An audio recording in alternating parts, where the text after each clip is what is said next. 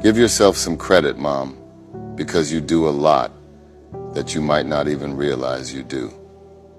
You take great care of them kids. You take great care of your household. You go to work every day and give it your best, even when you don't feel like showing up.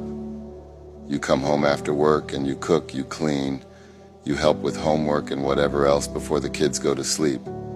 And you do all this while you're sad, stressed, worried about something, or just don't feel like it. You are so strong. And I hope during times like these, you remember how strong you are. Even when nobody claps for you, you still get up and do it all over again.